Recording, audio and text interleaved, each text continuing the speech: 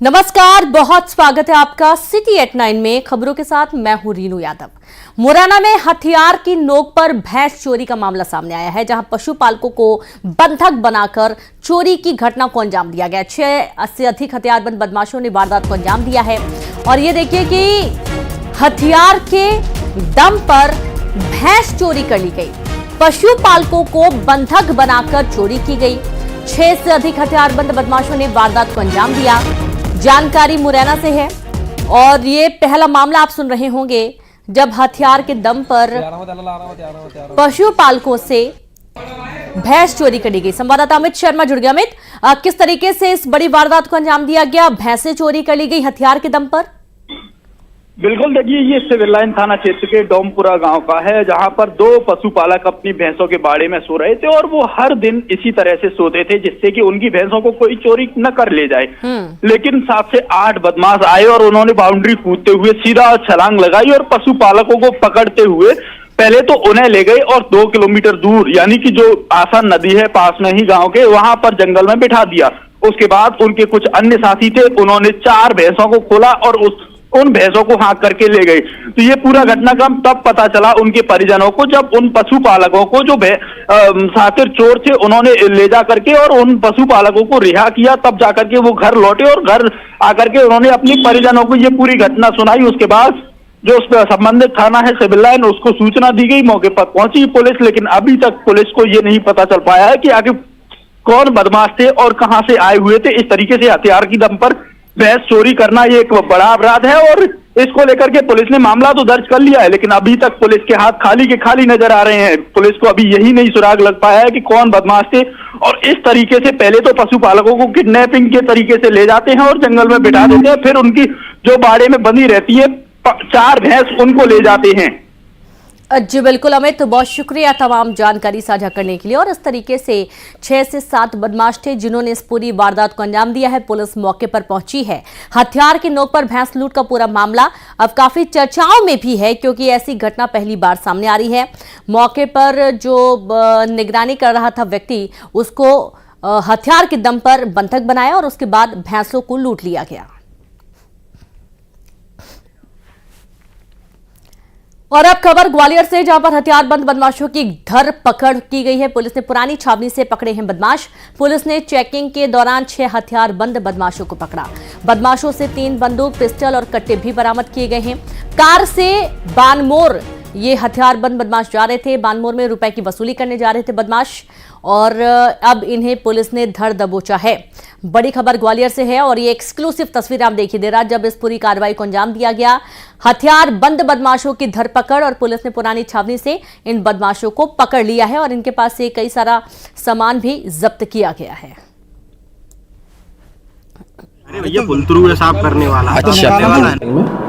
2 लोगों को एक मोटरसाइकिल पर रोका गया। उनके पास हथियार की सूचना थी पुलिस को। पुलिस ने उनसे पूछताछ की। वाहन को रोक के उनकी पूछताछ करने पर उनके पास अवैध हथियार मिले। पुलिस ने प्रकरण पंजीबद्ध कर लिया और प्रकरण पंजीबद्ध करने के बाद उन कहाँ से लेके आए हथियार, कहाँ बेचने जा रहे थे और क्या काम करते हैं, ये पूछताछ कर रहे हैं हम लोग। और उनका पूर्व का आपराधिक रिकॉर्ड है। दोनों आरोपियों का लंबा आपराधिक रिकॉर्ड रहा है। उन थानों में और उन प्रकरणों में क्या चल रहा है इसकी भी जानकारी। संवाददाता सुशील कौशिक जुड़ गए हैं। सुशील, कार से बानमोर जा रहे हथियारबंद बदमाशों पर शिकंजा कसा गया? बिल्कुल, देखिए कल रात ग्वालियर की पुरानी छावनी थाना पुलिस ने चेकिंग अभियान चलाया था बदमाशों की धरपकड़ के लिए। उसी दौरान 2 बदमाश बाइक पर जा रहे थे हथियार लेकर, उनको पकड़ा। उसके बाद कार सवार बदमाशों को पकड़ा। कार सवार बदमाशों के पास से कुल 3 बंदूकें, कट्टे सहित अन्य हथियार मिले हैं। इन सभी 6 बदमाशों को देर रात पुरानी छावनी थाना पुलिस ने पकड़ा है और प्रारंभिक तौर पर जो जानकारियां मिली है उसके मुताबिक यही है कि ये बदमाश ग्वालियर से मुरैना जिले के बामोर जा रहे थे। वहां वसूली के लिए ये लोग जा रहे थे, इस तरह की जानकारियां मिली है। अब पुलिस इन लोगों से पूछताछ कर रही है। इनके पास से जो हथियार मिले हैं, निश्चित तौर पर पुलिस ने इन सभी को देर रात ही गिरफ्तार कर लिया, अन्यथा कोई बड़ी घटना भी हो सकती थी, इससे इनकार नहीं किया जा सकता। तो ग्वालियर पुलिस की एक अच्छी पहल रही कि हथियारबंद बदमाशों को गिरफ्तार करके बड़ी घटना होने से पहले ही जो एक कार्रवाई को रोक दिया है। तो अब इस तरह की धरपकड़ लगातार जारी रहेगी, इस तरह का कहना है पुलिस अधीक्षक का, क्योंकि पिछले दिनों अपराध जो ग्वालियर में हुए थे उसके बाद से ये धरपकड़ और चेकिंग नाकेबंदी की कार्रवाई लगातार जारी है। शुक्रिया आपका सुशील तमाम जानकारी के लिए। और इस तरीके से 6 हथियारबंद बदमाश पकड़े गए हैं और इनके पास से कुछ सामान भी पुलिस ने बरामद किया है। लगातार चेकिंग की जा रही है सीमा पर। रायपुर दक्षिण उपचुनाव के परिणाम के बाद अब मंत्रिमंडल में बदलाव की सुगबुगाहट तेज हो गई है। छत्तीसगढ़ में खाली है 2 कैबिनेट मंत्रियों के पद और इस पर जल्द ही फैसला ले सकती है सरकार। मंत्री पद पाने के लिए कई विधायक जोर लगा रहे हैं। निकाय चुनाव से पहले घोषणा होने की उम्मीद जताई जा रही है कि निकाय चुनाव के पहले जो 2 मंत्री पद खाली हैं उन पर जल्द ही नियुक्ति की जा सकती है, शपथ दिलाई जा सकती है। और रायपुर दक्षिण उपचुनाव के परिणाम आने के बाद अब मंत्रिमंडल में बदलाव की सुगबुगाहट तेज होने लगी है। जल्द ही ऐसा माना जा रहा है कि 2 जो मंत्री पद खाली हैं इन्हें भरे जाना है। जल्द ही सरकार इस पर फैसला ले सकती है और मंत्री पद पाने के लिए जोर लगाना भी विधायकों ने शुरू कर दिया है। कई विधायक इस रेस में खुद को मानते हैं और इसके चलते जोर लगाना भी शुरू कर चुके हैं। जानकारी तो यह भी है कि निकाय चुनाव से पहले घोषणा हो सकती है, ऐसी संभावनाएं बनती हुई नजर आ रही हैं।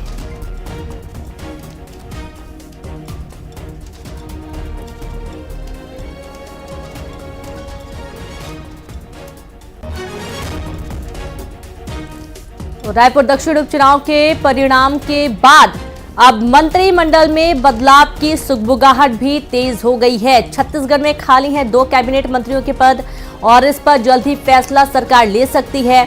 मंत्री पद पाने के लिए विधायकों ने भी जोर लगाना शुरू कर दिया है। निकाय चुनाव से पहले घोषणा होने की उम्मीद जताई जा रही है। बड़ी खबर है रायपुर से, जहां पर एक तरफ रायपुर दक्षिण का हाल ही में परिणाम आया, प्रचंड जीत मिली है बीजेपी को और इस दौरान ये माना जा रहा है कि एक बार फिर से मंत्रिमंडल का विस्तार होने वाला है। जो 2 कैबिनेट पद खाली हैं उन्हें भरा जाएगा, लेकिन देखना यह है कि इनमें किन नामों पर मुहर लगती है। यहाँ पर जो साई सरकार है वो किन 2 विधायकों को चुनती है।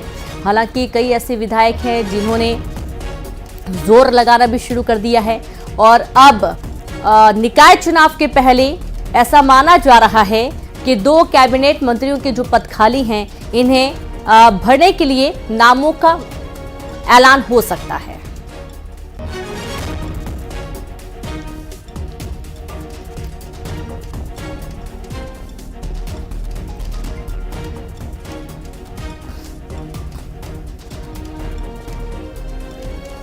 तो 2 कैबिनेट मंत्रियों के पद खाली और सीधे रुख करेंगे रायपुर से संवाददाता आकाश शुक्ला जुड़ गए हैं। आकाश, 2 पद खाली हैं और जानकारी है कि एक बार फिर से मंत्रिमंडल का विस्तार हो सकता है। निकाय चुनाव के पहले नामों के ऐलान की उम्मीद जताई गई है। आकाश जी बिल्कुल, देखिए छत्तीसगढ़ में सरकार बनने के बाद जो है एक मंत्री का पद खाली रखा गया था। इसके साथ ही बृजमोहन अग्रवाल के इस्तीफे के बाद एक और पद खाली हो गई। इसी तरीके से छत्तीसगढ़ में कैबिनेट में 2 पद खाली है। इसको लेकर अटकलें जताई जा रही थी कि उपचुनाव के बाद संभवतः ये जल्द ही इस पद का ऐलान किया जा सकता है, क्योंकि रायपुर दक्षिण में उपचुनाव होना था, यहीं से बृजमोहन अग्रवाल विधायक थे। अब एक बार फिर सुगबुगाहट शुरू हो गई और कहा यह भी जा रहा है कि नगरीय निकाय और पंचायत चुनाव से पहले सरकार 2 मंत्री पद का जो है ऐलान वो कर सकती है। अब ये कौन होगा ये संगठन तय करेगा, क्योंकि इससे पहले जो दिल्ली में बैठक हुई थी उसमें भी चर्चा हुई है, मंथन हुआ है। मुख्यमंत्री विष्णुदेव साय ने केंद्रीय नेतृत्व से इस पे चर्चा की है और इस पर मंथन भी किया जा रहा है, क्योंकि रायपुर से एक मंत्रिमंडल मिलना है, एक मंत्री पद मिलना है, इसके साथ ही एक और अन्य जो है संभाग से वो हो सकते हैं। तो कौन इस क्राइटेरिया में फिट बैठते हैं, जातिगत समीकरण के आधार पर कौन सही होगा, इसके साथ ही अनुभव को प्राथमिकता देने की बात कही जा रही है। तो तमाम चीजें संगठन विचार कर रहा है और बैठक में लगातार इस पर मंथन भी चल रहा है। जल्द ही इसका ऐलान हो सकता है। जी बिल्कुल, शुक्रिया आपका आकाश जानकारी के लिए। और इस तरीके से जल्दी ऐलान की भी उम्मीद जताई जा रही है। माना जा रहा है कि निकाय चुनाव के पहले नामों का ऐलान हो सकता है। आगे बढ़ेंगे। बाबा बागेश्वर की यात्रा का अंतिम दिन आज है और आज ओरछा में ये यात्रा का समापन होने वाला है। पदयात्रा ओरछा में सामूहिक हनुमान चालीसा के पाठ के साथ समापन होगा।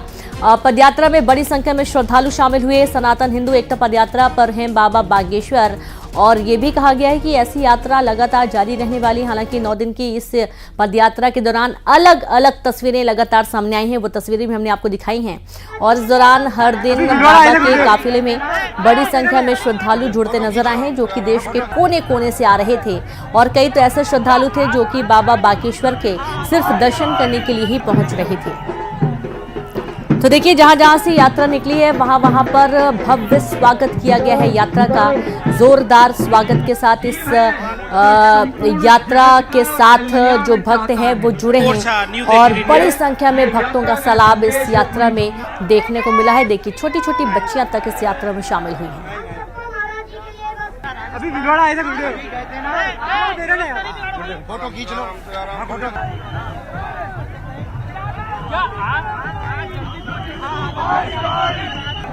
तो बाबा बागेश्वर की यात्रा का अंतिम दिन और आज ओरछा में ये पदयात्रा खत्म हो रही है। और इस पदयात्रा के समापन के दौरान हनुमान चालीसा का पाठ होने वाला है। कल्याण चाहता है। Orchha news 18 India. ये यात्रा का संदेश है पूरी दुनिया।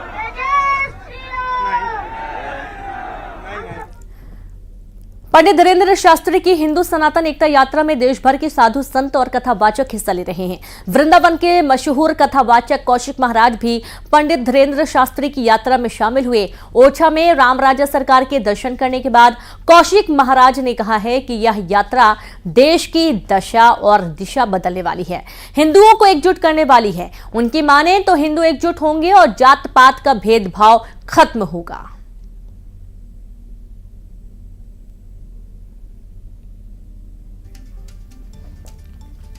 तो पंडित धीरेन्द्र शास्त्री की हिंदू सनातन एकता यात्रा में देश भर के साधु संत और कथावाचक हिस्सा ले रहे हैं। वृंदावन के मशहूर कथावाचक कौशिक महाराज भी पंडित धीरेन्द्र शास्त्री की यात्रा में शामिल हुए। पदयात्रा लगातार जारी है। तमाम साधु संत जो है वो उसमें शामिल होने के लिए पहुंच रहे हैं। वृंदावन से कौशिक जी महाराज इस यात्रा में शामिल होने के लिए पहुंचे, तो वो हमारे साथ मौजूद हैं। महाराज जी, एक बड़ी पुनीत यात्रा पंडित बागेश्वर धीरेन्द्र शास्त्री जी निकाल रहे हैं जात पात मिटाने को। आपको क्या लगता है इस यात्रा से कितने बदलाव समाज में देखने को मिलेंगे? जात पात नहीं मिटे तो संगठन तो बना ही रहे है? जाति भले ही हो लेकिन जातिवाद नहीं होना चाहिए और जाति तो मिटेगी नहीं। लेकिन वो काम बहुत अच्छा कर रहे हैं हिंदुत्व के लिए। और यह पता लग रहा है कि अभी हिंदुओं में ताकत है, हिंदू कायर नहीं है। नहीं तो हमें पहले का भी कुछ ध्यान सा है ही, ऐसा लगता था कि हिंदू डरपोक है, चाहे जो गाली दे दे, चाहे जो कोई कुछ बोल दे। लेकिन इस समय लग रहा है कि हिंदुत्व एकदम बिल्कुल संगठित है। बहुत अच्छा लग रहा है। देखो, ये तो अभी शुरुआत है, इसका असर आने वाले टाइम में बहुत होगा। वो कह रहे हैं कि हिंदुओं को भी अब कट्टर बनना पड़ेगा, तभी हिंदू राष्ट्र की परिकल्पना हम कर सकते हैं। देखिए, कट्टर का मतलब तलवारें नहीं चलानी है, गोलियां नहीं चलानी है। कट्टर का मतलब है कि हमारे धर्म के ऊपर कोई आंच आती है, कोई कुछ कहता है, उसके लिए बहुत संगठित बनने की जरूरत है। सर, जिस तरीके से लगातार देश में देखने को मिल रहा है, चाहे ज्ञान वापी हो या दूसरी मजार हो, जिनको लेकर ऐसा ही सर्वे किया जा रहा है। अब जो अजमेर शरीफ की दरगाह, उसको लेकर भी हिंदू पक्ष की याचिका स्वीकार कर ली गई है वहां पर। देखिए, आपके चैनल से मैं सभी दर्शकों को एक बात कहना चाहूंगा। पूरी दुनिया का सर्वे किया जाए, एक सनातन धर्म है जिसके मंदिर किसी को तोड़ करके नहीं बनाए गए, खुली जगह पर बनाए गए। इस्लाम को देखा जाए तो जितनी ये मस्जिदें बनी है, कहीं न कहीं कुछ न कुछ धार्मिक स्थलों को तोड़ करके ही बनाया गया है। तो ये अपने आप अंतर बिल्कुल दिखाई देता है। और सनातन अनादिकाल से, अनंत काल से है और यहाँ तो कोई न कोई आता रहेगा। हम बड़े भाग्यशाली हैं कि हम भारत में पैदा हुए। मैं 3 बातें रोज बोलता हूँ। मुक्ति चाहिए नहीं, भगवान आदमी बना देना, इंसान बना देना, भारत में पैदा कर देना और सनातन धर्म में ही जीवन मिल जाए तो आपकी बड़ी कृपा होगी। तो ये कौशिक जी महाराज जी, इनका साफ तौर पर कहना है कि जिस तरीके से यात्रा चल रही है, इससे कहीं ना कहीं हिंदू एकजुट होगा। पंडित धीरेन्द्र शास्त्री की सनातन हिंदू एकता पदयात्रा का आज अंतिम दिन है और आज यात्रा ओरछा तगेला से ओरछा धाम के लिए निकल चुकी है। और आप देख सकते हैं कि यहाँ जो महिलाएं हैं वो सर पर कलश रखकर स्वागत के लिए यहाँ पर मौजूद हैं। और जिस तरीके से हमने देखा कि बुंदेलखंड की ये परंपरा होती है कि जब भी कोई यात्रा या शुभ काम होता है तो कलश जो है वो सर पर रखकर यहाँ पर खड़े होकर उनका स्वागत किया जाता है। कुछ लोगों से बात, महाराज जी आ रहे हैं, किस तरीके से तैयारी की आप लोगों ने स्वागत की उनकी? हम तो भैया कल से रख के स्वागत कर रहे हैं उनका। हाँ। तो ये क्या आज वैसे तो हम अक्सर वहाँ धाम में जाते थे, अब महाराज खुद यहाँ आ रहे हैं, कितनी खुशी है? बहुत ज्यादा खुशी है, बयान नहीं कर सकते उस खुशी को। पता आप बताइए कब से यहाँ इंतजार कर रहे हैं आप लोग? अब हम सवेरे से इंतजार कर रहे हैं, 5 बजे से खड़े हैं। तो और भी कुछ लोग हैं, आप कब से खड़े हैं यहाँ पे? 5 बजे से हम लोग भी खड़े हैं। अच्छा, तो कैसा लग रहा है महाराज जी आज आ रहे हैं? अच्छा है। कोई गीत वगैरह है जो महाराज जी को गाएंगे, स्वागत में गाएंगे आप लोग? हाँ अभी गा रहे हैं। हाँ। श्री राम को न जीना किस काम का है जीना, श्री राम को न जीना किस काम का है जीना।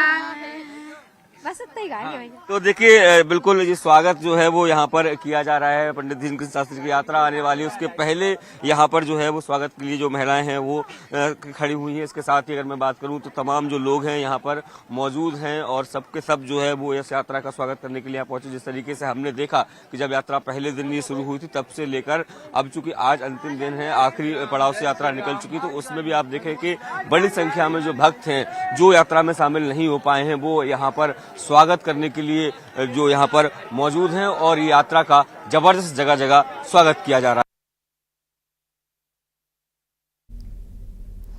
निवाड़ी के ओछा में पंडित धीरेन्द्र शास्त्री की यात्रा का आज समापन होने जा रहा है और यात्रा तिगैरा से ओछा रामराजा सरकार मंदिर के लिए आगे बढ़ रही है। वो भी तस्वीरें आपको हम लगातार दिखा रहे हैं और बात करेंगे बुरहानपुर से बड़ी खबर की, जहां पुलिस ने सड़क पर स्टंट कर रहे युवक की हेकड़ी निकाल दी।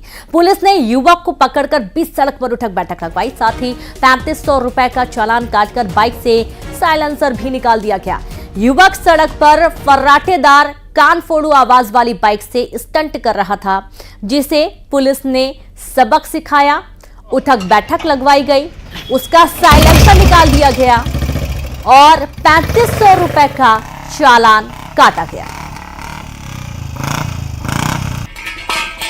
तो देखिए इस तरीके के साइलेंसर पर रोक है, उसके बावजूद यहाँ पर लोग अपनी धमक दिखाने के लिए इस तरीके से बाइक में अलग से साइलेंसर लगवा देते हैं। महाराष्ट्र की सियासत से जुड़ी इस वक्त की बड़ी खबर आ रही है, जहां महाराष्ट्र के मुख्यमंत्री को लेकर दिल्ली में आधी रात को बड़ी बैठक हुई।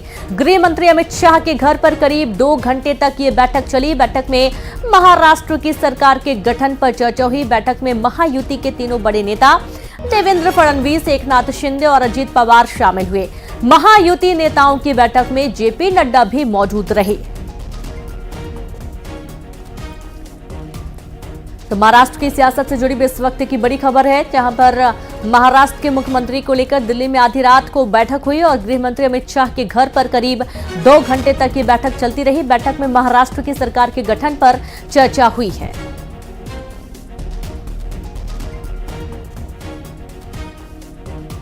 घेऊन माझी भूमिका स्पष्ट केलेली आहे की आता कुठलाही अडथळा महायुतीचा मुख्यमंत्री होण्यामध्ये नाही आहे। लाडकी बहीण लाडक्या बहिणीच्या बद्दलही माझी बोललोय मी। वहीं कांग्रेस ने महायुति पर तंज कसते हुए कहा कि पूर्ण बहुमत आने के बाद भी महायुति 6 दिन बाद भी सरकार क्यों नहीं बना पा रही है। देखिए ये लोग अब तो चुप हैं, बयानबाजी हो रही खाली। हमारी गवर्नमेंट बनी थी 18 के अंदर, तब 2-3 दिन लग गए थे खाली बातचीत करने में। उसको लेके बमले खड़े कर रहे थे बीजेपी वाले। 3 दिन हो गए। अब तो महाराष्ट्र में आपकी जीत एक तरफा हुई है। उसके बावजूद भी आपके फैसले आप नहीं कर पा रहे हैं। इसका जवाब इनके पास कुछ नहीं है। तो पता नहीं क्यों इसकी डिले कर रहे हैं, ये तो एक रहस्य बना हुआ है। मुझे बहुत दुर्भाग्यपूर्ण कहना पड़ेगा कि 23 तारीख को रिजल्ट लगा है, पूर्ण बहुमत होने के बावजूद भी 28 तारीख तक निर्णय नहीं हो पा रहा है। पता नहीं क्यों, मुझे समझ में नहीं आ रहा है। जबकि कल मैंने देखा माझे राज्य के मुख्यमंत्री जी ने कहा कि मैं हताश नहीं हूँ, निराश नहीं हूँ, लेकिन उनका चेहरा कुछ अलग बोल रहा था। भले जबान कुछ अलग बोल रही थी, पर चेहरा उनका कुछ अलग बोल रहा था। तो डेफिनेटली मुझे ऐसा लगता है कि वो हताश भी है, निराश भी होंगे। और साथ साथ में मुझे ये भी कहना है कि अगर 13 कोटी जनता ने आपको मैंडेट दिया है तो आप सरकार क्यों नहीं बना पा रहे? किसका इंतजार है सरकार बनाने में? कांग्रेस कार्य समिति की बैठक आज दोपहर 2:30 बजे कांग्रेस मुख्यालय में होगी। बैठक में सोनिया गांधी, नेता विपक्ष राहुल गांधी, पार्टी के अध्यक्ष मल्लिकार्जुन खड़गे सहित कार्य समिति के सदस्य शामिल होंगे। बैठक में कांग्रेस शासित राज्यों के सीएम भी मौजूद रहेंगे। बैठक में ईवीएम विवाद के बीच बैलेट पेपर की वापसी की मांग संबंधी प्रस्ताव पास हो सकता है। बैलेट पेपर की वापसी अभियान को लेकर बड़े कार्यक्रम की घोषणा हो सकती है। हालिया हरियाणा और महाराष्ट्र चुनावों की हार की समीक्षा भी होगी। सीजीपीएससी 2023 की परीक्षा में बिलासपुर की बेटी मृण्मयी निलय तिवारी ने दूसरा स्थान हासिल किया है। नर्मदा नगर की रहने वाली मृण्मयी वर्तमान में प्रधानमंत्री ग्राम सड़क योजना में अधीनस्थ लेखा अधिकारी के पद पर काम कर रही हैं और इससे पहले भी उन्होंने नायब तहसीलदार, राज्य वित्त सेवा और राज्य पुलिस सेवा में सफलता हासिल की है। मृण्मयी ने अपने सफलता का श्रेय अपने परिवार को दिया, खास करके अपने भाई डॉक्टर ऐश्वर्य शुक्ला को वे अपनी प्रेरणा मानती हैं। नौकरी और पढ़ाई के बीच संतुलन बनाते हुए उन्होंने कड़ी मेहनत से ये मुकाम हासिल किया है। आना पड़ेगा आपको थोड़ा। 2023 का परिणाम घोषित कर दिया गया है। टॉप 10 में सेकंड रैंक जो है वो बिलासपुर की बेटी मृण्मयी निलय तिवारी ने हासिल किया। हमारे साथ सीधे तौर पर वो जुड़ रही है। कितना संघर्ष रहा है, किस तरीके से ये पूरा सफलता हासिल किया आपने? जी, ये काफ़ी लंबा संघर्ष रहा है। 2016 से मैंने स्टार्ट किया था सीजीपीएससी की तैयारी और सतत प्रयास के तहत आज मुझे ये फाइनली मिला है अचीवमेंट। 2016 में अधीनस्थ लेखा सेवा अधिकारी, 17 में नायब तहसीलदार, 18 में सीजीपीएससी में ऑल स्टेट रैंक 6th मैंने अचीव किया था, उसमें अकाउंट ऑफिसर का पोस्ट मिला था। देन 2021 में डीएसपी का पोस्ट मिला। फाइनली अब डीसी का पोस्ट मिला है मुझे। काफ़ी खुश हूँ और सबकी बदौलत ये हो पाया है। पहला रिएक्शन क्या था जब रिजल्ट आया? तो मैं सच कहूँ तो मैं उछल गई थी। खूब हंसी, खूब रोई और मिक्स रिएक्शन था कम्प्लीटली। ये उत्साह भरा क्षण था जो मेरे जीवन का सबसे अद्भुत क्षण है। ये बताइए कि घर, परिवार, नौकरी, फिर इसकी तैयारी, पीएससी की तैयारी, कितना समय कैसे मैनेज कर पाती? जी, शुरू से जब से तैयारी चालू की है, टाइम मैनेजमेंट तो सीखा है, क्योंकि हर बार नौकरी में रहते हुए ही पढ़ाई की है मैंने। और घर वालों का, चाहे मेरा मायका हो चाहे ससुराल हो, भरपूर सपोर्ट मिला है। हस्बैंड का काफ़ी सपोर्ट मिला है। अगर सपोर्ट नहीं कर पाते तो शायद ये हो नहीं पाता। और अब भोपाल से खबर, जहां प्रदेश का गिरा तापमान। उत्तर भारत से आ रही सर्द हवाओं से तापमान गिरा। मंडला में सबसे कम 6.5 डिग्री सेल्सियस तापमान रहा। पचमढ़ी में रात का पारा 7.2 डिग्री सेल्सियस दर्ज किया गया है। 6 शहरों में न्यूनतम तापमान 10 डिग्री से कम रहा है। बड़ी जानकारी है भोपाल से, जहां प्रदेश का तापमान गिरा। उत्तर भारत से आ रही सर्द हवाओं से तापमान गिरा। मंडला में सबसे कम 6.5 डिग्री सेल्सियस तापमान दर्ज किया गया है। पचमढ़ी में रात का पारा 7.2 डिग्री सेल्सियस और 6 शहरों में न्यूनतम तापमान 10 डिग्री से कम रहा।